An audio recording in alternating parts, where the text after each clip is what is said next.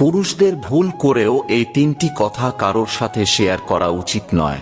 স্বয়ং শ্রীকৃষ্ণের বলা আত্মসম্মান বজায় রেখে অপমান থেকে বাঁচার সেই তিনটি কথা জানার আগে শ্রীকৃষ্ণের ভক্তরা লাইক সাবস্ক্রাইব করে কমেন্টে হরে কৃষ্ণ লিখে দিন। নাম্বার 1, কখনো কারোর সাথে টাকা সংক্রান্ত কোনো সমস্যার কথা ভুলেও শেয়ার করবেন না, কারণ এ দুনিয়াতে সাহায্যের থেকে পিছনে হাসাহাসি করা ব্যক্তির সংখ্যা বেশি, ফলে এতে সমাজে আপনারই সম্মান নষ্ট হবে। নাম্বার 2, পুরুষদের কখনোই বাইরের লোকেদের সামনে তার স্ত্রী বা সন্তানদের নিয়ে নিন্দা করা একদমই উচিত নয়, কারণ নিন্দা কথা আগুনের থেকেও বেশি ভয়ঙ্কর, একবার ছড়িয়ে পড়লে শেষ পর্যন্ত আপনারই ক্ষতি করবে।